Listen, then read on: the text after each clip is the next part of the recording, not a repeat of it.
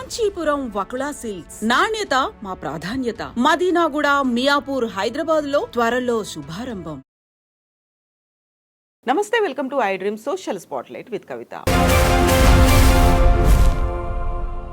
March నెల వచ్చేస్తుంది. March అనగానే ఎగ్జామ్స్ గుర్తొస్తూ ఉంటాయి. 10th క్లాస్ ఎగ్జామ్స్, ఆ తర్వాత ఇంటర్మీడియట్ ఎగ్జామ్స్. దీంతో పాటుగానే అటు పిల్లల్లోనూ ఇటు పెద్దల్లోనూ ప్రెషర్ అనేది కూడా పెరుగుతుంది. పీర్ గ్రూప్ ప్రెషర్కి తోడుగా ఎగ్జామ్స్ టెన్షన్, ప్రెషర్, డిప్రెషన్స్ ఇవన్నీ ఒకదానికొకటి లింక్ అయి కనిపిస్తున్నాయి. ఒకవేళ ఇదే కనుక కంటిన్యూ అయితే భవిష్యత్తు ఎలా ఉండబోతోంది, ఎట్ ద సేమ్ టైం వాళ్ళకి కావాల్సినటువంటి ఓరియంటేషన్, మోటివేషన్ ఎలా అందాల్సినటువంటి అవసరం ఉంది. మనతో పాటుగా ఉన్నారు విద్యావేత్త, slate the school founder Vasireddy Amarnath గారు. అమర్నాథ్ గారు నమస్కారం అండి. సో యూజువల్గానే మనం ప్రతిసారి ఎగ్జామ్స్ అనగానే పిల్లలకి, పెద్దలకి, స్కూల్, సొసైటీ అందరికీ ఒక రకమైనటువంటి టెన్షన్ ఉంటుంది, ఒక ప్రెషర్ అనేది ఉంటుంది. ఈసారి కూడా మళ్ళీ మనం అది చూడబోతున్నాం. అది ఉండొద్దు అనుకుంటే ఏం చేయాలంటారు? ఐ థింక్ మీరు ఇప్పుడే 10th క్లాస్ ఓరియంటేషన్ దగ్గర నుంచి వస్తున్నట్టున్నారు కదా, ఎగ్జామ్స్ ఎలా రాయాలి, మోటివేషన్ ఎలా ఇవ్వాలి అనేది. ఇందాక అక్కడ పిల్లలకి చెప్పాను, ఇప్పుడు అందరికీ చెప్తున్నాను. ఈ 10వ క్లాస్ పరీక్షలు కొత్తదేం కాదు పిల్లలకి. ఎల్కేజీలో చేరినప్పటి నుంచి ఇప్పటిదాకా వాళ్ళు తక్కువ అంటే సంవత్సరానికి 10 పరీక్షలు, స్లిప్ టెస్టులు, ఎఫ్ఏలు ఇవన్నీ కలుపుకుంటే సంవత్సరానికి 10 పరీక్షలు తక్కువ అంటే రాసి ఉంటారు. అంటే 100 పరీక్షలు, 100 మార్కులు స్కోర్ చేశారు, 100 రన్స్ తీశారు. ఇది ఇంకొక రన్ మాత్రమే. పోనీ ఆ పరీక్షలకి ఏమైనా భిన్నంగా ఉంటుందా అంటే ఉంటుంది. ఎలా ఉంటుందంటే మహా లిబరల్గా ఉంటుంది ఈ పరీక్ష. ఎగ్జామ్ సెంటర్లో కాపీ కొట్టనిస్తారు. అంటే దాని అర్థం కాపీ కొట్టడానికి కోసం వెళ్ళమని చెప్పడం కాదు, నేను టెన్షన్ పడద్దు అని చెప్పడం కోసం చెప్తున్నాను. ఒక విద్యార్థిని ఇందాక ప్రయోగం చేశాను, వాళ్ళపైన స్టేజ్ పై నిల్చోబెట్టి 30 సెకండ్లలో 1 నుంచి 100 దాకా తడబడకుండా చెప్పాలి. కావాలంటే 10 సెకండ్లు ఎక్కువ టైం ఇస్తాను. 32 అనబోయి 33 అనకూడదు. 10 మందికి ఇస్తే అందరూ ఫెయిల్ అయ్యారు. 10వ క్లాస్ విద్యార్థులు. ఎందుకు? టెన్షన్. తెలుగు, ఇంగ్లీషా, ఏదైనా పర్లేదని చెప్పాను. సమస్య భాష కాదు అక్కడ. ఓకే. ఎప్పుడైతే మీరు టెన్షన్ పడుతున్నారు, మీ ముందు ఒక టార్గెట్ పెట్టారు, అంతెందుకండి 1 మీటరు వెడల్పున్న ఒక ప్రదేశంలో మీరు ఇక్కడి నుంచి అక్కడికి అంటే ఒక 500 మీటర్లు నడవగలరా? మీటర్ ఎడం ఉంది. ఇప్పుడు ఈ ప్లేస్ అనుకోండి, నడవగలరా? నడుస్తారు కదా, దీనికి ఏముంది? ఇదే ఓ 30 అంతస్తుల మేడ పైన, ఇటు ఏమి లేదు, అటు ఏమి లేదు, 1 మీటర్ కాదు 2 మీటర్లు ఇస్తాను, నడుస్తారా? భయం. అది అంటే పిల్లల్ని ఎప్పుడైతే భయపెట్టామో, అమ్మో 10వ క్లాస్ పరీక్షలు, ఇది చాలా 10వ క్లాస్ పరీక్షలు ముఖ్యమైనవి, కానీ బియాండ్ ఎ లిమిట్ వాళ్ళలో భయాందోళనల్ని తల్లిదండ్రులు, స్కూల్స్ ఎప్పుడు రేకెత్తిస్తాయో అప్పటిదాకా బ్రహ్మాండంగా బ్యాట్ చేసిన వాడు చివరికి వరల్డ్ కప్ ఫైనల్లో ఒకే ఒక రన్ ఉంది, ఒక బాల్, ఒక రన్ను, ఏం లేదు. ఆ బాల్ని ఇలా డిఫెన్స్ ఆడి బాల్ అక్కడ పెడితే పరిగెత్తుకుని ఆ పక్క వెళితే ఆ వాడు ఇక్కడికి వస్తే ట్రాఫీ వస్తుంది. ఏదో చేయబోయి క్లీన్ బౌల్డ్ అయిపోవడం, ఇలా జరుగుతుంది. ఎప్పుడైతే మీరు టెన్షన్ పడతారో చాలా సులభమైన పనులు కూడా మీకు కఠినతరం అయిపోతాయి. కాబట్టి టెన్షన్ తీసుకోకుండా గతంలో ఎలా పరీక్షలు రాశారో అలాగే రాయండి. దీనికి ప్రాధాన్యత ఉంది, దీనికోసం కష్టపడండి. కష్టపడడం కాదు, ఇష్టపడితే కష్టం ఉండదు. ఇష్టపడి చదవండి. ఈ మిగిలిన 25 రోజుల్లో రివైజ్ చేసుకోండి. రోజుకి 8 గంటలు నిద్రపోండి. ఎవరైనా పరీక్ష సమయంలో 3 గంటలే నిద్రపోతాను అంటే కుదరదు. బ్రెయిన్ ఒక నిస్సత్తువు గురవుతుంది, చదివింది డ్రై అయిపోతుంది, మర్చిపోతారు. పిల్లల వయసుకి 10వ క్లాస్ పిల్లల వయసుకి వాస్తవానికి 9 గంటలు నిద్రపోవాలి, కానీ ఎగ్జామ్ ఉంది కాబట్టి 7-8 గంటలు చాలు నిద్రపోవాలి ఖచ్చితంగా. జంక్ ఫుడ్ తినద్దు. ముఖ్యంగా సెల్ ఫోన్ మహమ్మారిని ఈ 1 రోజులైనా దూరం పెట్టండి. ఎందుకంటే అది మీ యొక్క ఏకాగ్రతను దెబ్బతీస్తుంది, జ్ఞాపక శక్తిని దెబ్బతీస్తుంది. జంక్ ఫుడ్కి, మొబైల్ ఫోన్కి దూరంగా ఉంటూ బాగా నిద్రపోతూ 8 గంటలు మంచి పోషకాహారం. పోషకాహారం అంటే ఏదో కాస్ట్లీ ఫుడ్ డబ్బాల్లో వచ్చేది కాదండి. కాయగూరలు, ఆకుకూరలు, పళ్ళు అలాంటివి తీసుకుంటూ చదివిన దాన్ని ఈ సమయంలో మళ్ళీ కొత్తగా చదవకుండా ఏదో కొత్త గైడు కొత్త నోట్స్ కాకుండా ఇదివరకే చదివిన దాన్ని మళ్ళీ ఒకసారి 2 సార్లు రివైజ్ చేసుకోండి. ఎక్కడైతే మీరు కాస్త కఠినం అనుకుంటున్నారు, కొంతమందికి మ్యాథమెటిక్స్ కావచ్చు, సిటీలో కొంతమంది పిల్లలకి తెలుగు సెకండ్ లాంగ్వేజ్ కఠినం అనుకుంటారు, హిందీ పిల్లలు, ఉర్దూ పిల్లలు, అలాంటి వాళ్ళు మీకు ఏ సబ్జెక్టు టఫ్ అనుకుంటున్నారో దానిపై దృష్టి పెట్టండి. కొన్ని బాగా గుర్తుపెట్టుకోవడానికి కఠినంగా ఉన్నవి, ఉదాహరణకి ఈక్వేషన్స్, సింబల్స్, అలాంటివి ఒక పేపర్ పైన 1-2 పేపర్ల పైన రాసుకుని మీ టేబుల్ ముందు మీరు కూర్చొని చదివే టేబుల్ లేదా గోడ పైన అతికించుకోండి. దాన్ని పదే చూస్తుంటారు కాబట్టి అది గుర్తుండిపోతుంది. మెమరీ అనేది ఎవరికి తక్కువ కాదు, చాలామంది మర్చిపోయారు అనుకుంటారు. కవిత గారు మీకు ప్రశ్న అడుగుతాను. మీ అమ్మాయి ఇంటర్మీడియట్లో ఉంది కదండి, మీ భర్త గారిని తొలిసారి ఎప్పుడు చూసారు మీరు? పెళ్లి ముందు ఎప్పుడో అంటే ఎక్కడ చూసారు గుర్తుందా? ఒక రోజు తొలిసారి ఎక్కడ చూసారు గుర్తు చేసుకోండి. ఏదో ఒక ఫంక్షన్లో అనుకుంటా. ఫంక్షన్లో. ఎన్ని సంవత్సరాలు అయిందండి? Almost 25 years. ఎలా గుర్తుంది? సడన్గా ఎలా గుర్తొచ్చింది? ఇదే పెట్టాను పిల్లలకి నేను అక్కడ తెలిసి, నేను వాళ్ళకి తమాషగా చెప్తూ మీకు ఒక చూమంత్రకాళి వేస్తాను అందరికీ గుర్తుంటుందని అక్కడ ఉన్న టీచర్లను అడిగాను. ఇలా అడిగాను, మీ భర్త గారిని తొలిసారి ఎప్పుడు చూశారు, మీ భార్య గారిని తొలిసారి ఎప్పుడు చూశారు, 10వ క్లాస్ రిజల్ట్ పెద్దవాళ్ళని అడిగాను. అందరూ గుర్తుపెట్టుకుని చెప్తున్నారు. అదే చెప్పాను పిల్లలకి. వారం రోజుల క్రితం లంచ్కి ఏం తిన్నావో చెప్పమంటే మనకు గుర్తుండదు. గుర్తుండదు. ఎందుకంటే అది అంత ప్రాధాన్యత కలిగిన విషయం కాదు కాబట్టి రొటీన్ థింగ్ లాగా ఉండిపోతుంది. మన బ్రెయిన్ షార్ట్ టర్మ్ మెమరీలో స్టోర్ చేస్తుందండి. 3-4 రోజుల్లో మనం డెస్క్ టాప్ పైన ఉన్న ఫైల్స్ని, వద్దనుకున్న ఫైల్స్ని ఎలా రిమూవ్ చేసి రీసైకిల్ బిన్లో పడేస్తామో అలా మన బ్రెయిన్ ప్రతిరోజు ఫైల్స్ని రిమూవ్ చేస్తుంది. ఎప్పుడైతే అది మనకి థ్రిల్లింగ్గా ఉంటుందో, భర్తను చూసుకోవడం, తెలుసని భార్య చూసుకోవడం, పెళ్లి రోజు, ఇవన్నీ జీవితంలో మైలురాళ్ళు. దాన్ని మనం ఎంజాయ్ చేసాం, అనుభవించాం. అవన్నిటినీ బ్రెయిన్ లాంగ్ టర్మ్ మెమరీలోకి ట్రాన్స్ఫర్ చేస్తుంది. మీరు చదివిన చదువు ఏ పాఠమైనా కేవలం జ్ఞాపకం పెట్టుకుని పరీక్షల్లో కక్కడం కోసం కాకుండా మనసు పెట్టి అవగాహన చేసుకుంటే ఆటోమేటిక్గా అది మీ లాంగ్ టర్మ్ మెమరీలోకి షిఫ్ట్ అయిపోతుంది. సరే, 4 రోజులు ఉంది కాబట్టి ఇంకా వదిలేయండి షార్ట్ టర్మ్ లాంగ్ టర్మ్లు. ఉన్నదాన్ని రివైజ్ చేసుకోండి. ఎక్కడికి పోదు, ఎగ్జామ్లో టెన్షన్ పడద్దు. ఏమైతే ఏమైంది, పోనీ 10కి 10 రాకుండా 9.8 9.3 వచ్చింది, ఏం కొంపలంటుకు పోగా అలా అనుకోవాలి. ఆ సమయంలో ఎప్పుడైతే టెన్షన్ ఎక్కువ అవుతుందో, నిండా ముడిగినోడికి చలి ఉంటేనే సరే తగ్గిపోయింది ఏమవుతుంది అనుకుంటే. చాలామందికి నేను గతంలో సివిల్స్ గ్రూప్ 1 ఇప్పుడు కూడా ఇంటర్వ్యూ కోచింగ్ ఇస్తున్నాను. కొంతమంది ఈ ఇంటర్వ్యూలో పాస్ అయితే నేను ఇంకా జీవితంలో గట్టెక్కేసినట్టే, ఫెయిల్ అయితే నా బతుకు వేస్ట్ అనుకుంటారు. నేను వాళ్ళకి ఇచ్చే ట్రైనింగ్ ఏంటంటే, మీరు ఫెయిల్ అయిపోయారు, నెక్స్ట్ ఏమవుతుంది దాన్ని మానసికంగా సిద్ధం చేస్తాను. ఇప్పుడు పోండి ఇంటర్వ్యూకి, వాళ్ళు వస్తే వచ్చింది లేకపోతే పోయింది అన్న మూడ్లో వెళ్తే వాళ్ళు ఏమిటో ఒరిజినాలిటీ బయటకు వస్తుంది, బ్రహ్మాండంగా మంచి మార్కులు వస్తారు. ఎప్పుడైతే టెన్షన్ పడుతూ పోయారో ఇక చెడగొట్టుకుంటారు. ఎగ్జామ్ అయినా, క్రికెట్ మ్యాచ్ అయినా, వంట అయినా అంతేనండి. వంట చేసే బాగా తెలుసు లేడీస్కి. లేడీస్ కాదనుకోండి, అందరూ చేయొచ్చు వంట. సో మన పని మనం చేయాలంటే నిష్కామ కర్మ. కృష్ణలో గీతలో కృష్ణుడు చెప్పినట్టుగా డిటాచ్డ్ అటాచ్మెంట్. ఫలితం గురించి పదే ఆలోచించుకో, నీ పని నువ్వు చేయి. ఎన్ని ఎగ్జామ్ రాసావు ఎల్కేజీ నుంచి ఇప్పటిదాకా? అలాగే ఇదొక ఎగ్జామ్, ఆల్రెడీ చదివావు. ప్రతి పాఠశాలలో ముఖ్యంగా నవంబర్ డిసెంబర్ నుంచి మొదలెట్టి ఎన్నో పరీక్షలు పెట్టుంటారు, ఎన్ని ప్రీ ఫైనల్స్ అయి ఉంటాయి. అలాంటిది ఇది ఒకటి.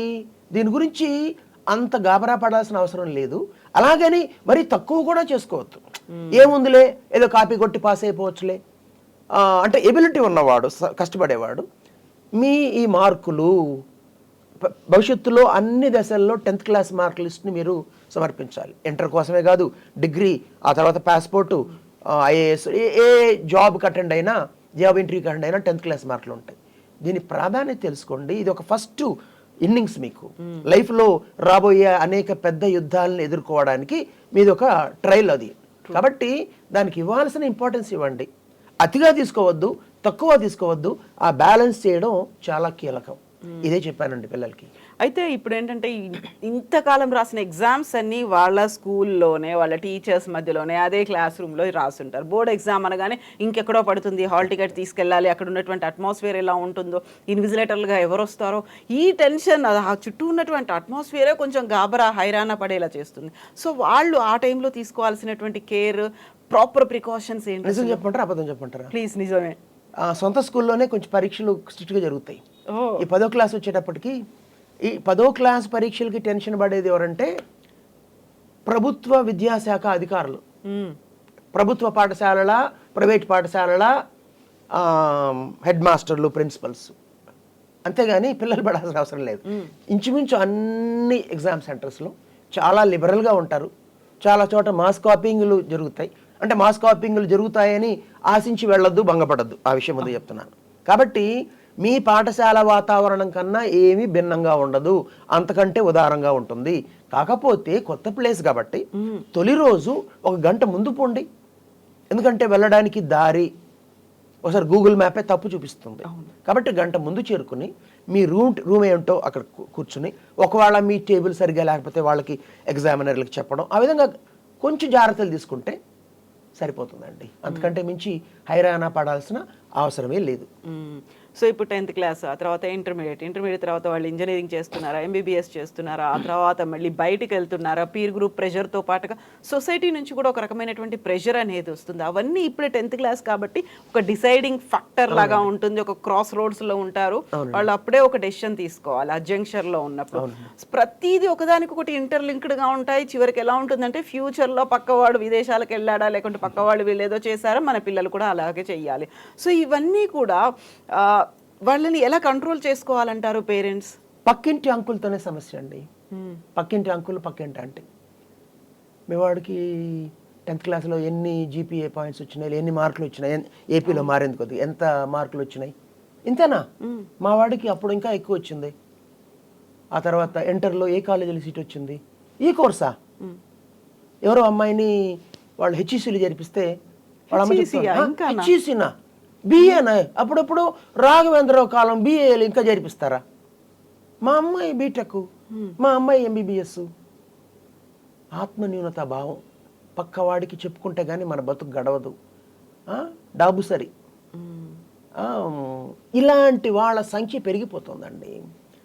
డిగ్రీ కంప్లీట్ అయింది, బీటెక్ ఏదో డిగ్రీ కంప్లీట్ అయితే ఎంత ప్యాకేజీ, అమెరికాలో జాబ్ రాలేదా, అయితే పోనీ అక్కడ దాకా వెళ్ళారా, పిల్లలు ఇంకా పుట్టలేదా, పెళ్లి చేయలేదా, పిల్లలు పుట్టలేదా, వాళ్ళ బతుకులు ఆగమయ్యేంత వరకు వీళ్ళు వెంటబడుతూనే ఉంటారు. వాళ్ళని పట్టించుకోవడం మానేసేయండి. ఎస్, మనం మంచి దారిలో వెళ్ళాలి, చక్కగా చదువుకోవాలి, మంచి ఉద్యోగాన్ని సాధించాలి, సంతోషకరమైన జీవనాన్ని గడపాలి. అంతేగాని పక్కింటి వాడు ఏమడుగుతున్నాడు, పై ఇంటి వాడు ఏమనుకుంటున్నారు, ఫ్రెండ్స్ ఏమనుకుంటారు, ఇది పట్టించుకుంటే బతుకులు నాశనం అయిపోతాయి. నాన్న పందులే గుంపులుగా వెళతాయి. బుద్ధి లేనివాడే ట్రెండ్ ఫాలో అవుతాడు. నాయకుడు ట్రెండ్ సెట్ చేస్తాడు, దారి చూపేవాడు, దారిని ఏర్పరిచేవాడు నాయకుడు. నిన్నట్లాగే ఈరోజు ఉండదు. ఈ రోబో యుగం మొదలైపోయింది. ఇది సరికొత్తగా ఉండబోతుంది. నిన్నలాగా ఏదో కష్టపడి మా వాడిని 10th క్లాస్లో కాపీ కొట్టించైనా పాస్ చేసేసి, ఇంటర్లో కూడా ఇట్లా ప్రభుత్వ కాపీయింగ్లు ఉంటాయి. ఆ తర్వాత ఇంజనీరింగ్లో చేర్పిస్తే ఏదో టొమాటో పొటాటో మెడికల్ కాలేజ్, అక్కడ ఏమి ఉండదు. 80% ప్రొఫెసర్స్ బోగస్ సర్టిఫికెట్లతో ఉంటారు. వాళ్ళకే పుట్టబొడిసి అక్షరం రాదు. ఏదో ఒక 5-10% మంది మాత్రం పాఠాలు చెప్పేవాళ్ళు ఉంటారు. ఇంకా వీళ్ళు ఇవాళ ముఖ్యంగా కరోనా తర్వాత యుగంలో ప్రిన్సిపాల్లే దండం పెట్టి, నాయనా మీరు ఇక్కడ ఏం చేయకండి, అదిగో ఆ 4వ ఫ్లోర్లో ఆ 5 గదులు మీకు కేటాయించా, మీ ఇష్టం ఏం చేసుకుంటారో చేసుకోండి. అక్కడ అన్నీ జరుగుతాయి. రీల్స్ తీసుకోవడం మొదలుకొని, రీల్స్లో నటించడం మొదలుకొని, తాగుడు మొదలుకొని, గంజాయి మొదలుకొని అన్నీ జరుగుతున్నాయి. ప్రతి ఇంజనీరింగ్ కాలేజీలో జరుగుతున్నాయి. ఇలా రూములు కేటాయించడం అన్ని చోట్ల లేకపోవచ్చు, కానీ ఈ సంస్కృతి విచ్చలవిడిగా ఉంది. ఏమనుకుంటున్నారు అమ్మాయిలు అబ్బాయిలు, ఇదే లోకం, ఇదే ప్రపంచం, నలుగురితో నారాయణ అనుకుంటున్నారు. ఇవన్నీ చేస్తే నాశనమయ్యేది మీ బతుకు. నలుగురు చేస్తున్నారు కాబట్టి 50 అంతస్తుల మేడ ఎక్కి దూకితే చావరా? నలుగురు కొడుతున్నారు కాబట్టి గంజాయిని మీరు కొడితే జెనెటిక్గా మార్పులు వస్తాయి. 4 తరాల పాటు పట్టి పీడిస్తుంది అది, ఆ జెనెటిక్ మార్పులు. ఒక్కసారి గర్భస్రావం జరిగితే మీకు పుట్టే బిడ్డ ఆటిజంతో పుట్టే రిస్క్ పెరిగిపోతుంది. న్యాచురల్గా గర్భస్రావాలు, నేను దాని గురించి తప్పట్లేదండి. ఈ అడ్డదారుల్లో వెళ్ళడం, విచ్చలవిడి విశృంఖలత్వం, దాని గురించి చెప్తున్నానండి. ఒక్కసారి పురుషుడైనా స్త్రీ, ప్రధానంగా స్త్రీ, ఎందుకంటే ఇంకా ప్రకృతి పురుషుడు గర్భం ధరించే అవకాశాన్ని కల్పించలేదు కాబట్టి we cannot over rule the biological settings అండి. రెండోసారి గంజాయి కొట్టిన అమ్మాయికి ఈ ఆటిజం బిడ్డ కంజెనిటల్ డిజార్డర్స్ అంటే గుండెలో హోలు అలాంటి బిడ్డలు పుట్టే రిస్క్ బాగా పెరిగిపోతుంది. ఇవన్నీ ఎవరు చెప్పేవాళ్ళు లేరు. నా ఫ్రెండ్స్ ఇలా ఉన్నారని చెప్పి నలుగురితో నారాయణ, గుంపులో గోవింద. ఇది కాదు ప్రపంచం. మనకంటూ ఒక బయాలజీ ఉంది. నా ఇష్టం, నేనేమైనా తింటాను అంటే నీ ఇష్టం అంటే నాలుకే. నువ్వు పనికిరాని జంక్ ఫుడ్ తింటే ఈ సింపుల్ కార్బోహైడ్రేట్స్ ఉన్నది, రిఫైన్డ్ కార్బోహైడ్రేట్స్ ఉన్నవి, షుగర్ కాంటెంట్ ఎక్కువ ఉన్నది, సోడియం కాంటెంట్ ఎక్కువ ఉన్నది, ఈ ప్రిజర్వేటివ్స్, ఆర్టిఫిషియల్ కలర్స్ వాడిన జంక్ ఫుడ్ ఎక్కువ తింటే నీ శరీరానికి నచ్చదు. అందుకే అది తిరుగుబాటు చేస్తుంది. అందుకే ఊబకాయం, బీపీ, క్యాన్సరు, 3వ క్లాసులోనే పిల్లలు, అమ్మాయిలు రజస్వలు అయిపోతున్న పరిస్థితి, ఇంకా ఇంకా ఇంకా ఇంకా సర్వనాశనం. నా ఇష్టం అంటే నీ ఇష్టమే, కానీ నీ శరీరానికి చెప్పు. ఒప్పుకుంటుందని శరీరం ఒప్పుకోవట్లేదుగా. కాబట్టి ఎవరిష్టం? మనకంటూ ఒక బయాలజీ చచ్చింది. మనకంటూ, మానవ జాతికంటూ ఒక చరిత్ర ఉంది. ఆ చరిత్ర ప్రకారమే మన బయాలజీ సెట్ అయింది. ఇక్కడికేం పంపిస్తామో ఇక్కడికి పంపించిందే మన యొక్క ఆరోగ్యం, ఇక్కడికి పంపించిందే మన ఆలోచనే ఫ్యూచర్, ఆలోచనే ప్రవర్తన, పర్సనాలిటీనే ఫ్యూచరు. ఇది పిల్లలకి చెప్పాలండి. ఇప్పుడు పీర్ గ్రూప్ ప్రెషర్ అనేది ఉంది. సొసైటీలో ఒక ప్రెస్టీజ్ ఇష్యూ కింద తీసుకోవడాలు, ఒకవేళ మార్కులు వచ్చినా రాకపోయినా బీటెక్ చేయించాలి, ఎన్ని బ్యాక్లాగులు ఉన్నా కానీ కంప్లీట్ చేయించాలి, ఫారిన్ కంట్రీకి పంపించాలి, ఇలాంటి ఒక కాన్సెప్ట్ ఈ మధ్యకాలంలో డెవలప్ అయిన తర్వాతే కదా అక్రమంగా ఏ దేశమైనా పర్లేదు చొరబడవచ్చు, అక్కడ వెళ్ళిన తర్వాత పర్లేదు ఆ దేశంలో ఉన్నారు అనేటువంటి ఒక మర్యాద, గౌరవం అనేది ఇక్కడ దక్కుతాయి అనేటువంటి ఈ భావన విపరీతంగా పెరిగిపోయింది కదా ఈ మధ్యకాలంలో. అందుకే కదా ట్రంప్ ఇప్పుడు కాళ్ళకి చేతులకు సంఖ్యలు వేసి కూడా పంపించడం, ఇవన్నీ ఒకదానికి ఒకటి ఇంటర్లింక్డ్గా ఉన్నాయనుకోవచ్చా? అమెరికాలో కుక్క అరుస్తోందండి. అమెరికాలో కుక్క అరుస్తోంది. కుక్కలు 2 రకాలుగా అరుస్తాయి. బౌబోయ్ అని అరుస్తాయి, మనకు తెలుసు అది. అలా కాకుండా రాత్రిపూట మీరు గమనించుంటే నక్కలాగా అరుస్తుంది కుక్క, కో అంటుంటుంది. అలా అమెరికాలో కుక్క అరుస్తుంది. ఏంటి అనుకుంటున్నారా? ట్రంప్ డాగే డిపార్ట్మెంట్ ఆఫ్ గవర్నమెంట్ ఎఫిషియన్సీ ఏదో పెట్టాడు. సింపుల్గా చెప్పాలంటే ఉద్యోగాల్ని తగ్గించడం, ఉన్న వాళ్ళని ప్రభుత్వ ఉద్యోగులు, ఫెడరల్ అంటే సెంట్రల్, మనకు సెంట్రల్, వాళ్ళకి ఫెడరల్ ఉద్యోగుల సంఖ్యను తగ్గించి కృత్రిమ మేధ యంత్రాల్ని ప్రవేశపెట్టడం. ఇక భవిష్యత్తు ఇలా ఉండదండి. పెద్ద ఎత్తున ఆల్రెడీ సాఫ్ట్వేర్ ఉద్యోగాలు కోల్పోతున్నారు. రాబోయే రోజుల్లో 100 మందిలో 50 మందికే ఉద్యోగాలు ఉంటాయి. 50 మంది జీవితకాల నిరుద్యోగులుగా ప్రభుత్వం ఇచ్చే భృతి, యూనివర్సల్ బేసిక్ ఇన్కమ్ అనే భృతిపై ఆధారపడి జీవితాంతం బతకాల్సి వస్తుంది. రాబోయే రోజుల్లో 2 కేటగిరీలకు చెందిన వాళ్ళకి ఉద్యోగాలు. ఒకటి కృత్రిమ మేధ యంత్రాలను నడిపేవారు, 2 కృత్రిమ మేధ చేయలేని పనులు చేసేవారు. కృత్రిమ మేధ యంత్రాలను నడిపేవాళ్ళు తక్కువ ఉంటారు. అదే ఈ robotics, coding, data science, machine learning, ఇది ఆ ఉద్యోగాలు కొన్ని కొత్తగా వస్తాయి. కానీ రొటీన్గా జరిగే అనేక ఉద్యోగాలను, పనులను ఈ రోబోలు తీసుకెళ్ళిపోతాయి. రోబోలు చేయలేని పని చేసే వాళ్ళకి ఉద్యోగాలు. ఇప్పుడు మీరు అడగచ్చు, రోబోలు చేయలేని పని ఏమిటి అనేసి. మీ ప్రశ్నకి ఏంటంటే, పొలోమంటూ గుంపులో గోయిందలా మీ వాడు బీటెక్ సెకండ్ ఇయర్లో గంపెడు బ్యాక్లాగులతో ఆగిపోయినా ఎవడో కన్సల్టెన్సీలను పట్టుకుని వాడికి డబ్బులు ఇచ్చి దొంగ సర్టిఫికెట్లు, జిఆర్ఈ, టోఫెల్ ఎగ్జామ్ని ప్రాక్సీలతో రాయించడం, ఇంటర్వ్యూలను ప్రాక్సీలతో చేయించడం, అక్కడ సెటిల్ చేయడం చేసినా అందరూ గంపగట్టుకుని ఇలా వెళ్ళిన వాళ్ళు వచ్చేస్తారు. మొన్నటిదాకా ఏదో నడిచింది వాళ్ళ దేశంలో, నడిచిపోతుంది. కాబట్టి ఈ అక్రమ పద్ధతే గొప్ప పద్ధతి అనుకుంటే ఎలాగా? ఇప్పుడు డిజిటల్ ఐడియాలు ఇవ్వబోతున్నారు వాళ్ళకి. ఒక్క నిమిషంలో పట్టేస్తుంది ఎవరు ఏమిటి, ఎక్కడ ఏ యూనివర్సిటీలో డిగ్రీ ఏమిటి మొత్తం తెలిసిపోతుంది. టాలీ చేసుకుంటారు. మీరు పట్టిన దొంగ సర్టిఫికేట్ల బురుగు తెలిసిపోతే, ఉదాహరణకి ఏదో ఒక యూనివర్సిటీ పేరుతో పెట్టారు బీటెక్, ఆ యూనివర్సిటీకి అనుసంధానం అవుతుంది, వాళ్ళ డేటాలో లేదనుకోండి ఒక నిమిషంలో బయటకు వచ్చేస్తుంది. అప్పుడు మీ బతుకు ఇంక బస్ స్టాండే. కాబట్టి అడ్డదారులు తొక్కద్దు. మన పిల్లలు బాగా బతకాలని, హ్యాపీగా ఉండాలని ప్రతి తల్లిదండ్రి అనుకుంటారు, అది గొప్ప విషయం. కానీ దానికి ఒకటే దారి, నా దారి రహదారి. అంతేగాని అడ్డదారులు,